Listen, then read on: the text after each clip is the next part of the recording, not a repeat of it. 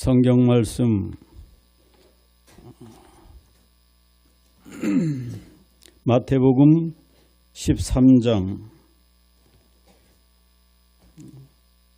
44절입니다.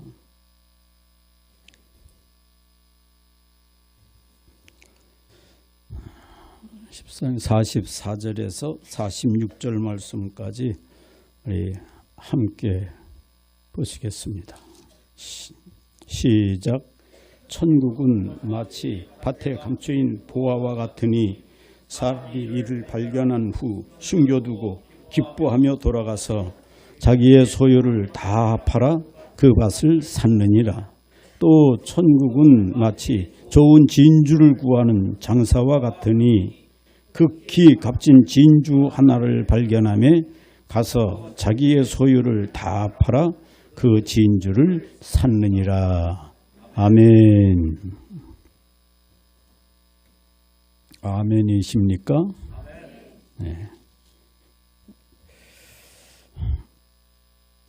기도 드립니다. 아버지 감사합니다. 주님 앞에 감사할 것밖에 없고 아무리 생각해 보아도 과분합니다. 소리할 수밖에 없는 저희들이 이 시간도 주님 앞에 엎드렸습니다. 성령으로 붙들어 주시고 세워 주옵소서. 성령으로 우리의 눈을 띄워 주셔서 하나님의 나라를 보게 하시고 주님을 만나보게 하시고 저희들이 주님 앞에 부끄러움 없는 삶을 계획도 하고 순종하며 나갈 수 있는 저희가 되게 하옵소서. 이 시간도 말씀의 귀를 기울입니다. 우리의 중심을 엽니다. 주여 말씀대로 임지하여 우리의 속에 임하시옵소서. 우리는 주님의 사람 되길 원합니다. 주님만 나타내는 삶으로 이끌어 주옵소서. 예수님 이름으로 간절히 기도합니다. 아멘. 할렐루야. 가장 축복된 선택의 사람. 선택을 복되게 할 수 있어야 그것이 참 복의 사람입니다. 복된 선택을 할 수 있는 거예요. 대개 사람들은 보이지 않는 세계보다 오히려 보이는 세계를 더 큰 관심을 가지고 생의 비중을 두고 인생을 사는 그런 경우들이 참 많거든요. 보이는 것에 치우치고 중점을 둡니다. 그것을 정말 큰 복으로 합니다. 근데 보이지 않는 것의 가치를 알 수 있는 것이 영성이에요. 보이지 않는 것에 가치를 두고 나를 거기에 밀어 넣을 수 있는 것이 영성이고 능력입니다. 그래서 영생과 하나님 나라에 관한 영원한 가치, 이것보다 우선적인 눈에 보이는 세상적인 육신적인 그러한 일에 더 많은 에너지를 쏟고 그렇게 투자하며 그렇게 살아가거든요. 근데 성경에서 보면 부유함도 누리는 것도 그렇게 크게 누린 사람이 누가 있겠나 할 만한 솔로몬 왕은 그렇게 고백합니다. 다 누려보았지만 바람을 잡는 것 같이 헛되다. 부도 누리고 권세, 영광 안 누려본 것이 뭐가 있습니까? 그는 엄청난 복을 받은 사람이고 오히려 아버지 왕보다 한 가지 더 큰 일을 할 수 있었던 것은 성전 건축하는 그 영광을 아는 것입니다. 아버지가 다윗 왕은 성전을 건축하기를 그렇게 원하고 모든 그 건축할 만한 모든 재료 다 완벽하게 준비해 놓고 하기를 원했지만 하나님께서는 받지 않으시겠다고 그랬어요. 너는 짓지 말아라. 내가 네 아들에게서 받을 것이다. 그러나 다윗은 거기에 어떠한 이유도 붙이지 않습니다. 그대로 내려앉거든요. 내가 이만하면 됐지요. 하나님 앞에 내가 뭘 어떻게 해서 성전 건축의 기회를 안 주십니까? 한마디 할 수 있는 사람이에요. 그런데 그렇게 안 했어요. 하나님이 말씀하시는 것을 그대로 수긍하고 인정하고 내려앉습니다. 다윗의 위대한 것은 그런 거예요. 이렇게 하나님 앞에 그는 중심을 다해서 살아가는 그러한 모습 끝까지 설 수 있었던 것을 보게 됩니다. 중간에는 실수도 있었지만 그는 그 속에서도 절대로 권력을 이용하지 않습니다. 힘을 사용하지 않아요. 그리고 그냥 엎드려서 하나님 앞에 회개의 눈물을 쏟거든요. 선지자 그냥 직결 처분시킬 수도 있어요. 말 한마디면 나단 선지자를 통해서 죄를 지적받았는데 그냥 보낼 수 있습니다. 그런데 절대로 그 힘쓰지 아니하고 그대로 회개하고 엎드리고, 그리고 그가 그러면서도 가장 무서운 게 뭐였어요? 주의 영을 내게서 성령을 거두고 가지 말아달라고.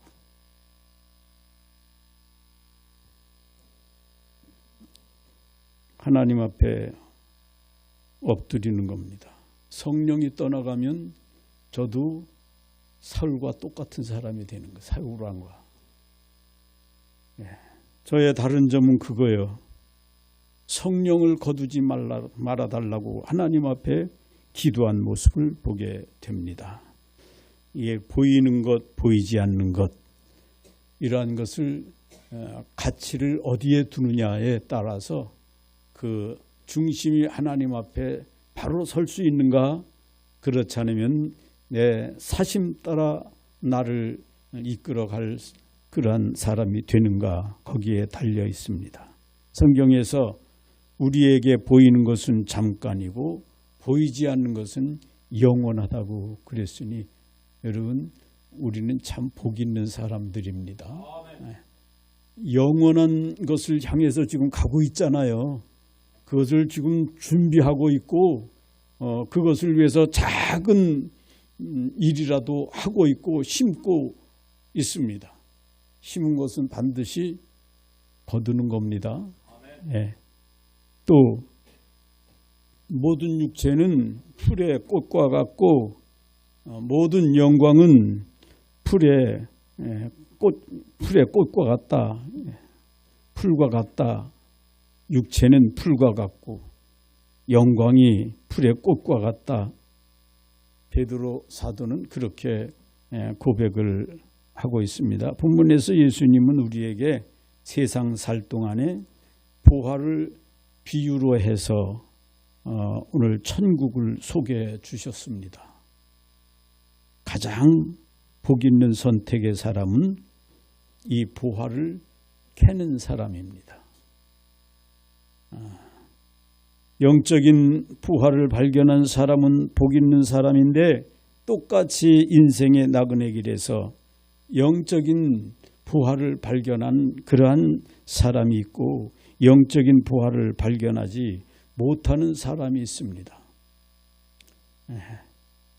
60, 70년대에 일본인들이 우리 한국에 왔을 때에 길거리에 돈이 보인다 그랬답니다. 가는 데마다 돈 따바는 게 한국에 왔을 때. 그렇게 돈을 보던 그들은 경제적인 대국의 자리에서 떠나질 않습니다. 다 무너진다 뭐래도 어떻게 그렇게 쓰는지. 우리나라는 빚으로 빚잔치 하면서 허세 부리지만 그들은 빚이 없다는 거예요.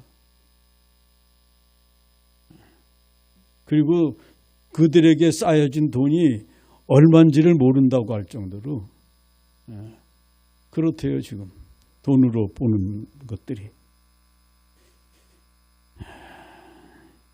그들은 경제적인 차원에서 눈이 열리게 된 겁니다. 처음에 백인들이 아프리카에 갔을 때에 아이들이 가지고 노는 것이 금, 보석 이러한 것이 우리들 돌멩이 주워서 공기짓기 하고 하던 그때 그 시절 그들은 보석 덩어리를 가지고 그 놀이를 한 겁니다. 그러니까 이 사람들은 사탕 몇 개씩 갖다 주면서 그걸 바꾼 거예요. 그들은 그게 뭔지를 모르니까. 사탕하고 바꾸어 먹는 것만 해도 그들은 얼마나 행복한지 몰랐던 거예요. 근데 그러한 부들을 전부 다 가져간 것 아닙니까? 그들은 개인적인 부도 있지만 국가적인 경제도 이룬 것을 보게 됩니다. 옛날 제정 러시아는 알라스카를 참으로 그냥 조그만 흙덩어리 정도로 그렇게 생각을 하고 수년간이나 미국한테 그거를 팔아먹으려고 로비를 하고 별짓 다 했다고 그래요. 그래서 그 당시에 미국의 셔워드 국방장관은 마지못한 심정으로 사는 것처럼 그렇게 해서 750만 불 750억 불 그 정도만 돼도 그래도 한결 나을 수도 있을 텐데 750만 불에 팔아버렸습니다.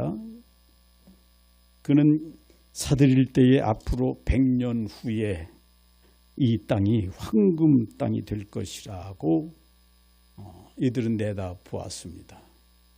정말 지금 어떻습니까? 현재 알라스카는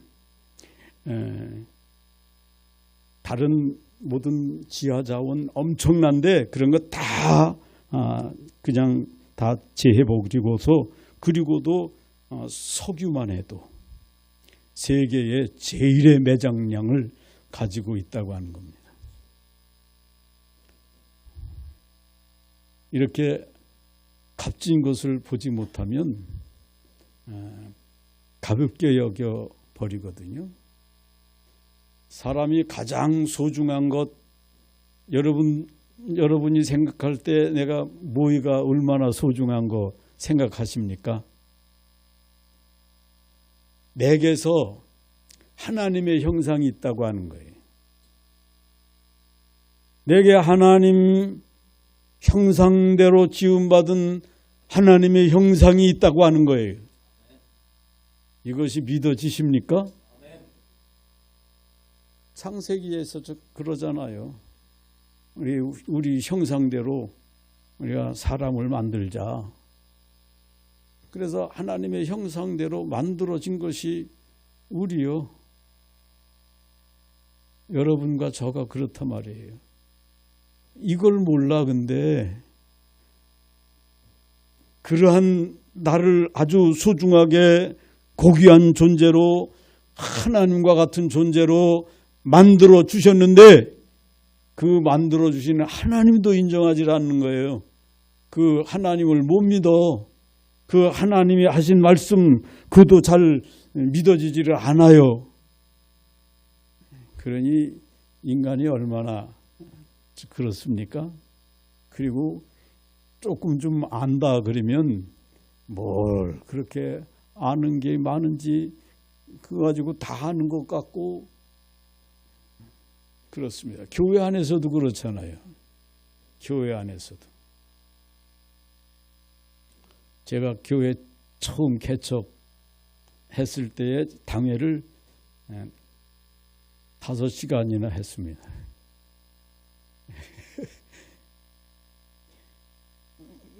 이제 첫 창립 예배하고 얼마 안 있다가 당회를 하게 됐거든요. 근데 당회를 5시간이나 했어요. 이건 제가 말을 많이 하고 해서 그렇게 한 게 아니야. 쭈그라하고 끈질기게 물고 늘어지는 거예요. 본래 말 주변이 없어요. 말을 할지도 몰라. 근데 얼마나 말을 잘하는지 말쟁이들이 돼가지고 가만히 다 듣고 있는 게 그건 아닌데요. 아닌 건 아니니까 난 그거 한마디 하고 그 다음에 뭐 30분이 됐든 얼마가 됐든 다 듣는 거야. 여기 서가지고 5시간, 사실 5시간만이 아니라 5시간 10분 끝났는데 그 시간들을 듣다 이제 나중에 뭐라고 그래.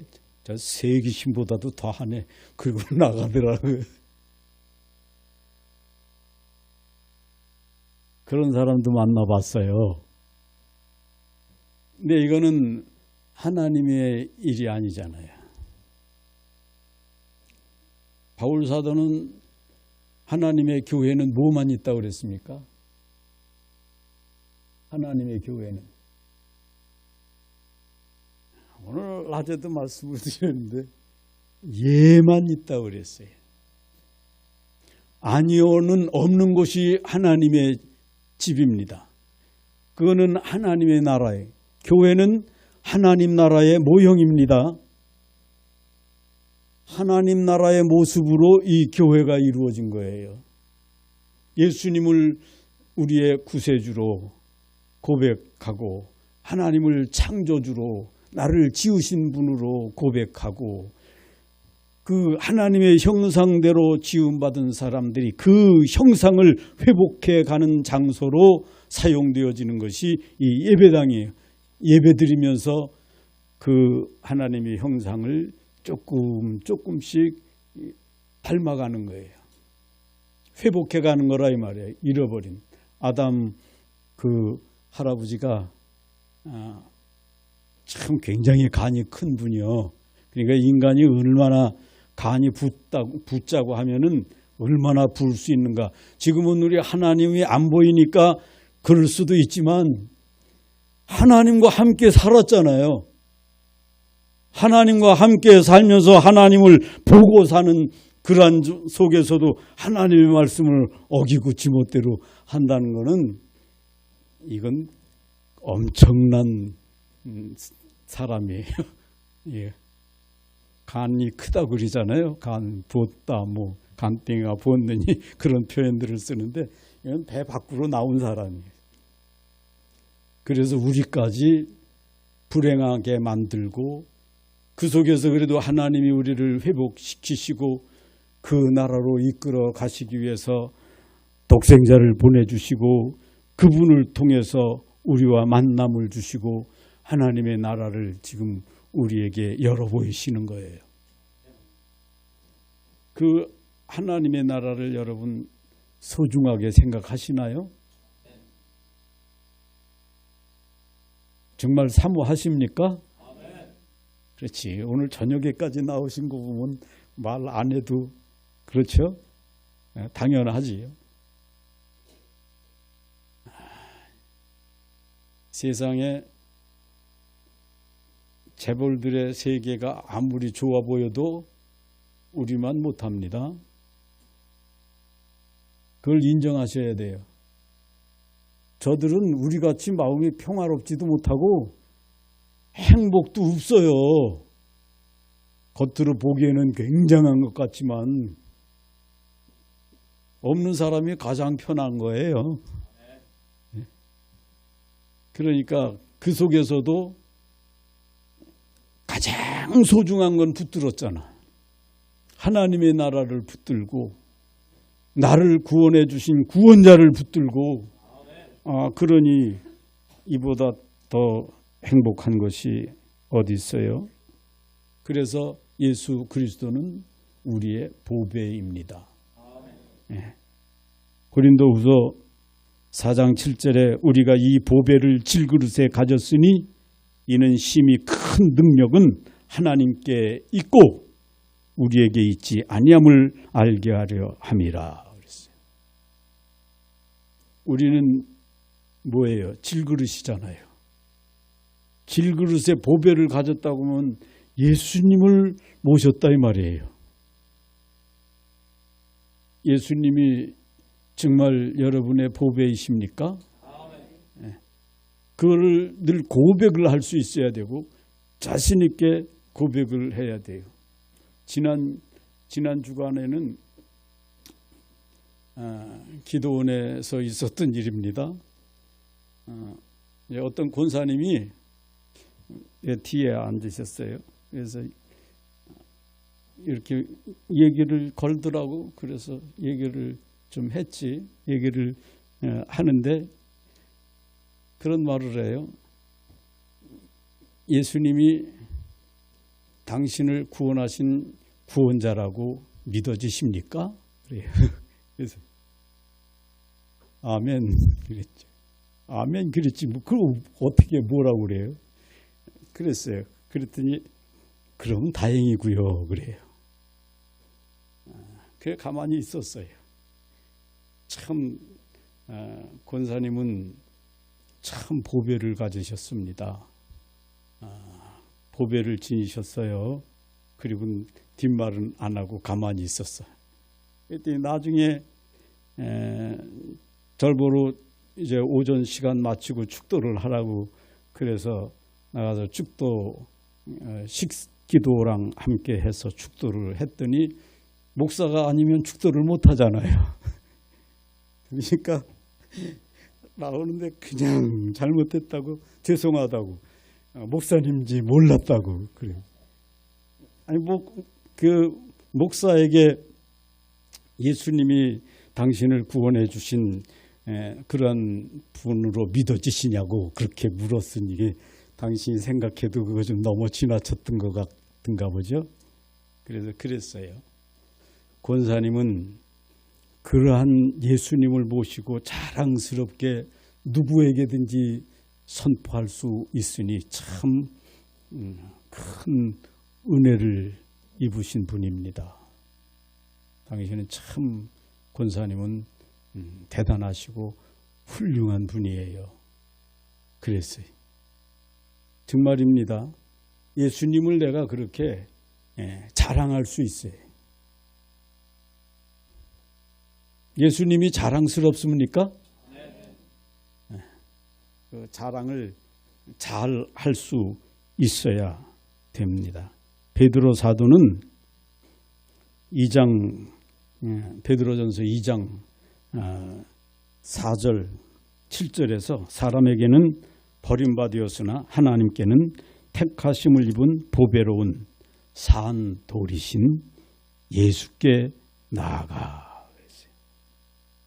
산 돌이신 그 예수께 나아간다. 예수님이 우리의 구원이십니다. 요한복음 1장 12절에서는 뭐랍니까? 영접하는 자, 곧 그 이름을 믿는 자들에게는 하나님의 자녀가 되는 권세를 주셨으니. 그랬어요. 여러분 예수님 믿으시죠? 그러면 이제 어떻게 된 거예요? 하나님의 자녀가 된 거예요. 그것은 하나님의 권세로 우리에게 하나님의 자녀를 삼아 주신 거예요. 하나님의 권세로. 그러니까 얼마나 당당합니까? 아주 내가 나를 생각할 때 내가 나를 모르는 내가 아니라 나는 아주 당당한 사람이에요. 하나님의 권세로 나를 하나님이 픽업해 주셨어. 하나님의 자녀로.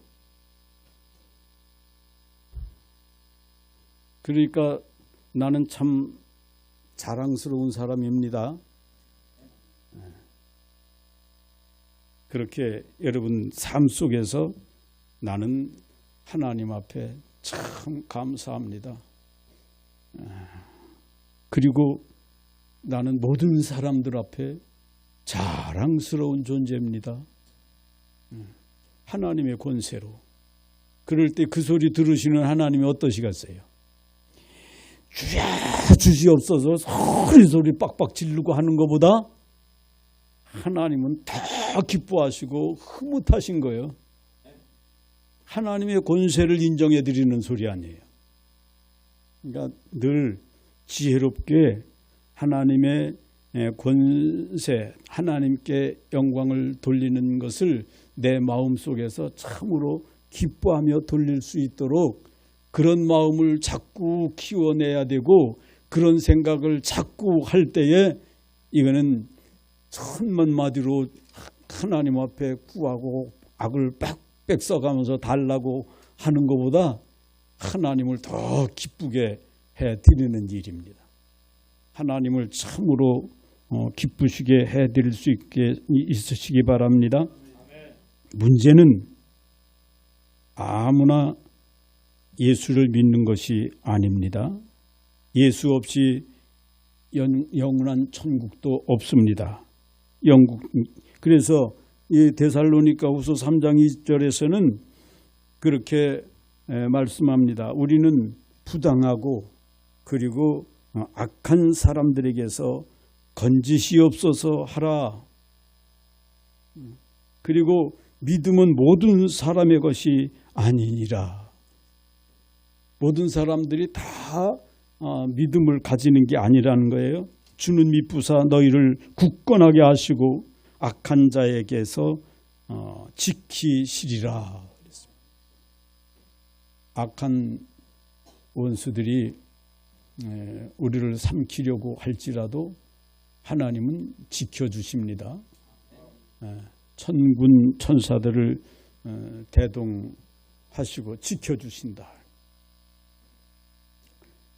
예수를 믿는 믿음이 보배입니다. 믿음으로 구원을 받습니다. 믿음이 있을 때에 하나님이 기뻐하십니다. 하나님을 기쁘시게 하는 여러분 되시기를 바랍니다. 믿음이 없이는 하나님을 기쁘시게 할 수 없다. 히브리서 11장 6절에서 말씀하는 거예요. 그러니까 하나님을 기쁘시게 하는 것이 믿음이다. 믿음이 있을 때에 기적이 나타나고 큰 일꾼도 됩니다. 이 믿음은 하나님의 선물입니다. 에베소서 2장 8절에서 그 은혜에 의하여 믿음으로 말미암아 구원을 받았으니 이것은 너희에게서 난 것이 아니요 하나님의 선물이라. 믿음은 뭐라고요? 하나님의 선물이요. 내가 하나님이 믿어진다. 예수님이 믿어진다. 그러면 하나님 앞에 우리가 선물을 받은 거예요. 그 선물. 세상에 있을 때 가장 큰 보배로 간직하시기 바랍니다. 이것이 가장 축복된 사람입니다. 그 여러분 하나님 앞에 크게 드리는 삶으로 인정받고 살 수 있는 비결이 찬양입니다. 찬양대 중에서 한번 찾아 읽어보세요. 시편 69편 30절에서 31.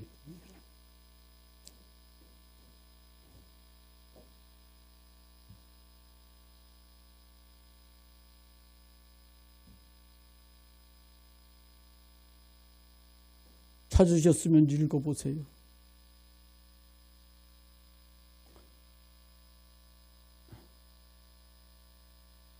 내가 노래로 시작.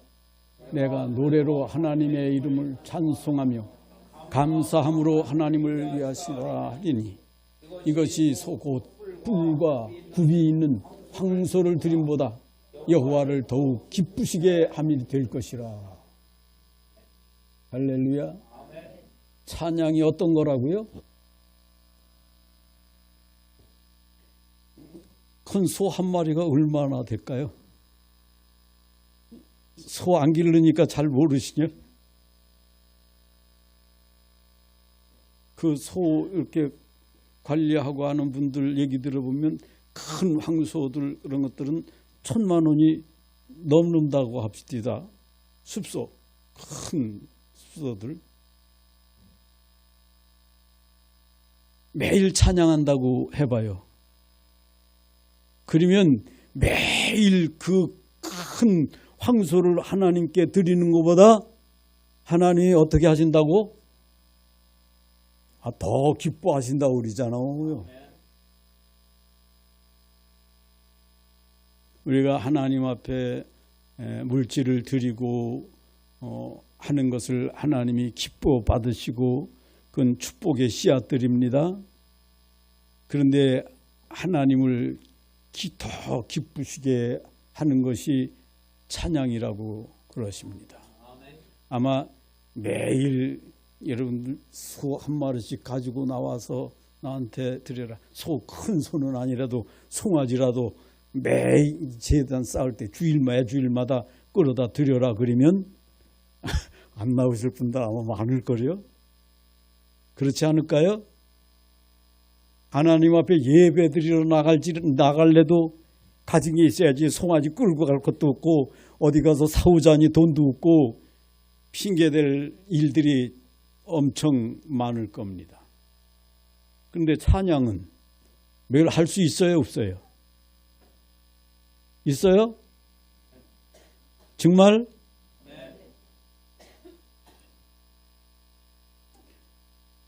저는 이것을 주님 앞에 받았어요.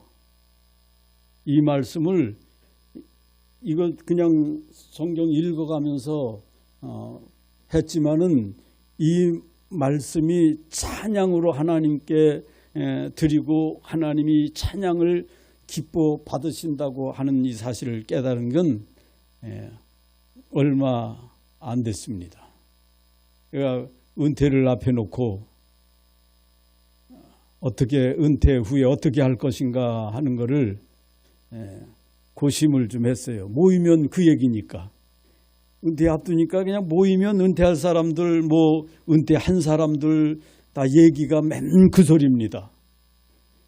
그래 나도 덩달아서 진짜 은퇴를 하게 되면은 어떻게 해야 할 것인가 하는 것을 생각하게 됐어요. 그래서 은퇴 준비를 한다나, 딴 분들은 은퇴 준비하느라고 교회에서 이제 딜을 하고 하면서 돈도 좀 챙기고 명색으로 집을 산다든지 그런 걸로 해서 이렇게 받기도 하고 그런 일들이 많이 있었어요. 그런 것도 안 되고 이게 어떻게 가는 곳도 어디로 가야 할지도 묘연하고 아산에서 있었으니까 아산에선 붙잡습니다. 큰 교회에서도 그 목사님이 저를 정식으로 초빙을 합니다. 제 멘토가 돼 주십시오. 하여튼 그 교회 이미 원로 선배님들이 목사님들이 4분이나 계시는데 근데 저를 보고 그래요. 참 구미가 댕기는 소리 아닙니까? 그 큰 교회에서 목사님을 멘토하고 그리고 대접해드리겠다는 거예요. 그렇게 하고 살면 좋지 않겠어요? 근데 하나님 앞에 기도하면서 그게 아닌 거예요. 그 소리가 한두 번 제의가 된 게 아니에요. 볼 때마다 했습니다. 정말 정식으로 말씀드립니다. 오라는 거예요.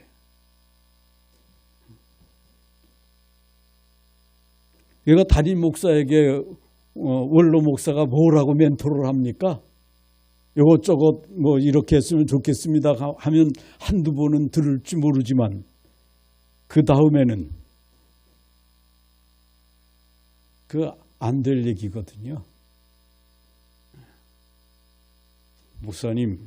목사님의 멘토는 예수님 외에는 없습니다. 그리고 나는 그냥 물러 앉았어요. 그리고서 준비한다고 하는데 찬양을 하라는 그런 마음의 감동을 주시는 거예요. 그래서 은퇴하기 2년 전부터 새벽 예배 마친 후에 집사람이랑 둘이 찬양을 시작했습니다.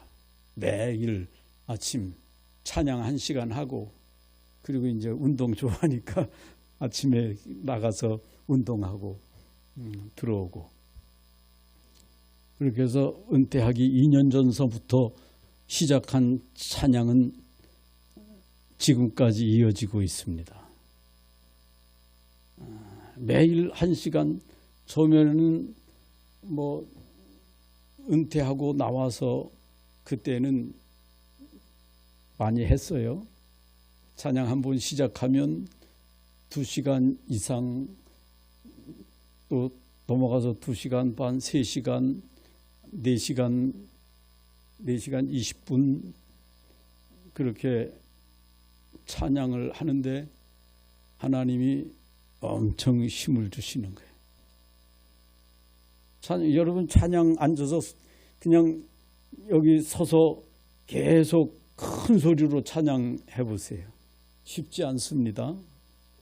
몇 시간 이렇게. 그래서 전 찬양할 교회를 찾아간 것이 개척교회예요. 개척교회 이제 조립식 예배당, 거기 가서 담임 목사님에게 찬양을 했으면 좋은데 낮에 와서 찬양하고 해도 되겠느냐고 허락받고 좋다고, 그러면 이곳에 오겠다고. 큰 교회는 갈래야 그렇잖아요. 그기도 하고 낮에 들어가서 문 열고 뭐 들어가서 못해요. 문 잠겨 있고. 그러니까 언제든지 열려있는 개척교회 가서 찬양을 그렇게 하는데 참 힘들어요. 이 조립식 커튼 쳐놨지 길 옆이지, 그러니까 이게 소리를 다 먹어버려. 공명도 안 되지. 그러니까 목이 굉장히 힘들 수 있는 상황인데도 하나님 은혜 주셔서 그렇게 한 것이 지금은 이제 1시간 조금, 내게는 1시간만 딱 해서 끝나고 그러면은 좀 그런 생각이 들어. 그래서 조금 10분이라도 넘겨 하도록 그렇게 하고 있거든요. 감사해요. 그 찬양을 통해서 하나님은 받으시고, 사실 제가 갈 집이 없었습니다. 막막했었어요. 근데 살 집도 마련해 주시고, 그렇게 오늘까지 이어져 내려오고 있거든요. 하나님이 받으시는 것이 이렇게 감사할 일들이 생겨집니다. 그래서 기도원에서도 찬양 운동이 일어나서 애난 문제들을 안고 찬양하고 그러면서 해결받고 간증을 하니까 그러한 일들이 생겨집니다. 여러분들 찬양하십시오. 집에서 저녁에 주무시기 전에라도 30분이라도 찬양하시는 거예요. 찬양하시면 하나님이 그거 황소를 내 가정재단에서 황소를 드리는 것보다 하나님이 더 기뻐 받으신다니까. 그거 못 하시겠습니까? 하시기 바랍니다. 하시면 참으로 복될 겁니다.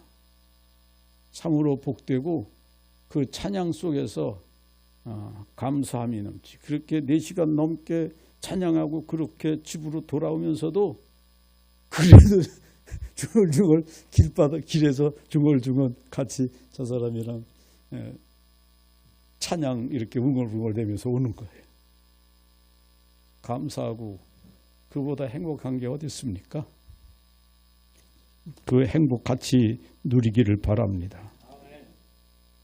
세상에 있을 때에 가장 큰 보배로 간직하십시오. 이것이 가장 큰 축복된 사람입니다. 영적인 보배를 내 것으로 소유한 사람이 복 있는 사람입니다. 예수 그리스도가 좋으신 분이고 창조주이시고 구세주라도 내 부주로 모셔드릴 때에 그분은 내 보배가 됩니다. 여러분, 이 하나님이 어떤 분입니까? 제가 교회에서는 예만 되는 것이고 교회에서는 하나님 앞에 가면 유구무원이 될 우리입니다. 그러니까 그 연습을 해야 돼요. 여기서도. 흔히 목사님들이 성령의 역사에 대해서도 나하고 맞느니 안 맞는지 하는 분들 많고, 그리고 그냥 또 조금 더 나가면 비판하는 분들도 참 많습니다. 예전에 조영기 목사님 정말 성령의 사역자거든요. 얼마나 많이 비판했는지 모릅니다. 장로교단에서는 심지어는 이단으로까지 몰았습니다. 나중에 교단적으로 공개 사과를 하기는 했지만은 아니니까 성령의 역사를 그렇게 비판하고 그런데 하나님 어떤 분입니까? 성령의 역사를 누가 뭐 이렇다 저렇다 말할 수가 있어요. 이게 내게 맞고 안 맞고가 어디 있어? 하나님의 일이. 하나님이 하시는 일에. 그리고 하나님의 일이 보통 일이래야지. 하나님이 어떤 분이기에? 하나님이 온 우주를 창조하시되 우주를 지금도 이끌어 가시는 분이야. 근데 우주가 어느 정도입니까? 공부하시면 알잖아요. 우리 지구를 중심에서 한번 생각해 봐도 뭐 수백억 년씩 달려가도 끝이 안 나는 그런 별의 세계라고 그러잖아요. 우주가. 요게 우리가 보는 천체입니다. 하늘. 그러나 성경에서 말하는 거 보면 바울 사도는 삼층천에 갔다 그랬어요. 하늘 위에 또 하늘, 그리고 그 하늘 위에 또 하늘, 그것을 지으시고 운행하시는데 바울 사도가 가본 것만 삼층천이지 그 외에 더 있는지 누가 알아? 하나님만 아시는 일이죠. 그 광대하신 하나님을 뭐 이 머리가 뭐 얼마나 알고 한다고 이게 맞느니 그걸 따지고 계산하고, 이건 하나님을 모독하는 거라. 이게 그게 오더라고요. 그 마음이 주어져. 일체 성령의 역사는 이단이 아닌다면은 이게 내게 맞느니 안 맞느니 이건 아닌 것 같다느니 말할 수가 없어요. 하나님이 하시는 일에 대해서는, 성령의 역사에 대해서는 어떻게 얼마나 멀리 퍼져나간다고 할지라도 이단으로 빠져나가지만 않으면 누구도 판단할 수 없고 그건 자기가 받도록 되어 있어요. 하나님을 향해서 비판하는 거거든요. 성령의 역사에 대해서는 무한대로 열어놓으십시오. 그리고 거기에 순종하십시오. 그만큼 내가 큽니다. 크신 하나님이라고 고백은 하고 우주 만물을 창조하신 분이라고 하면서 그 우주 별 몇 개 실 수나 있습니까? 이 하늘에 떠 있는 별 셀 수 있어요? 그것도 못 세잖아, 보이는 것도. 그런데 뭘 요거 저거 계산하면서 따지고 내가 오르니 네가 오르니 교회에서 그리고 있단 말이에요. 하나님의 교회를 교회되게 하십시다. 그러니까 내 마음가짐에 따라서 하나님을 높여드릴 수, 마음껏 높여드릴 수 있고 하나님이 그 놀라운 임재로 나를 들어 쓰실 수가 있다. 진짜 믿음의 속에 구원이 있고 온갖 기적과 능력이 여기에 있는 것입니다. 믿는 자에게 능치 못할 것이 없느니라. 이게 누구의 소리예요? 누구의 소리예요? 예수님이 말씀하셨잖아요. 믿기만 하라. 믿는 자에게 능치 못할 것이 없다. 여러분, 우리는 다 그냥 믿음이 적은 자요. 예수님 보고 무리로 걸어오라고 하십시오. 나를 불러주십시오. 예수님께서 그러니까 베드로가 예수님이 오라고 하니까 물로 뛰어들어서 예수님을 향해 걸어갔잖아요. 가다가 끝까지 갔어요. 물결을 보고 겁이 났어. 그러니까 그냥 빠져들어가는 거예요. 주님에게서 눈이 물결로 돌려졌을 때에 두려움이 임했고 그 두려움은 뭐예요? 믿음이 적은 거예요. 주님이 저를 끌어내시면서 믿음이 적은 자요. 왜 의심하였느냐? 다른 데로 눈 돌리지 맙시다. 하나님 앞에 주님만을 바라보고 나아가세요. 진짜 축복은 이 보배를 내 것으로 삼기 위해서 희생도 각오하는 사람입니다. 농부가 이 밭을 샀을 때에 주위에 수많은 비판도 받고 욕도 받았을 것입니다. 결국 내 것으로 샀습니다. 그러기에 예수 믿는 길은 비밀입니다. 믿음의 고백은 주님과 우리만 아는 비밀이요. 그 비밀. 사도 바울은 모든 것을 버렸습니다. 빌립보 3장 8절에서 모든 것을 해로 여김은 내 주 그리스도 예수를 아는 지식이 가장 고상하기 때문이라.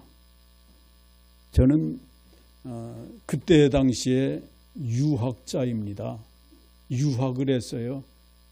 율법대학에 율법 가말리엘 문화생이 됐는데 최고의 권위자 그분을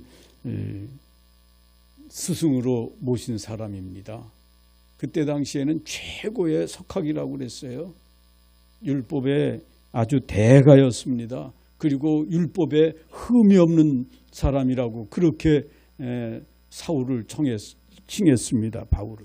그런데 예수님을 알고 나니까, 예수님에 대한 지식으로 알고 나니까 이것들은 아무것도 아니에요. 다 배설물로 여겨버렸다. 이 놀라운 그리스도, 이 그리스도를 우리가 모신 것이고, 모세는 애굽 왕자를 버렸습니다. 믿음으로 모세는 장성하여 바로의 공주의 아들이라고 칭함을 거절하고 도리어 하나님의 백성과 함께 고난받기를 잠시 죄악의 낙을 누리는 것보다 좋게 여겼더라. 그것을 좋아하고 그렇게 갔습니다. 바로 이런 것이 가장 소중하다고 생각하는 것도 주님 앞에서는 내버릴 수 있어야 되는 거예요. 그 내버리고 주님을 선택할 때 그게 주님의 사람입니다. 예수 믿기 위해서는 때때로 세상도 버려야 합니다. 불신의 모든 것을 버려야 합니다. 위의 것만 찾아야 합니다. 골로새서 3장 1절에서 그러므로 너희가 그리스도와 함께 다시 살리심을 받았으니 위의 것을 찾으라. 거기는 그리스도께서 하나님 우편에 앉아 계시느니라 그랬습니다. 조지 베버리 쉐어라고 하는 사람이 주 예수보다도 귀한 것은 없네. 이 복음 성가 가수로서 유명해졌는데 그가 예수님을 안 다음에 그 모든 것을 다 세상 모든 것을 다 버렸습니다. 다 그것을 버렸기 때문에 찾아온 축복이요. 예수님보다도 귀한 것이 없다고 고백하는 찬양자가 되었고 지금까지 그 이름이 이렇게 전해지고 있습니다. 여러분 모두가 축복된 부활을 간직하게 되시기를 축원합니다. 예수 그리스도냐 아니면 세상이냐 이거를 분명히 하십시오. 예수 안에 산다고 할지라도 우리는 세상을 떠나는 것이 아닙니다. 가치를 예수님께 두고 사는 것이 그것이 소중한 것이고 버리는 것입니다. 예수님과 함께 승리의 삶이 되시기를 축복합니다. 이 믿음의 보배를 끝까지 간직하십시다. 기도하시겠습니다. 아버지 선하신 뜻을 이루길 원합니다. 이 질그릇 같은 우리 속에 예수 그리스도를 보배로 주신 하나님 온전히 이 보배를 간직하고 나가기에 부족함이 없는 예수의 사람으로 승리케 하옵소서. 예수님 이름으로 감사하며 간절히 기도합니다. 아멘.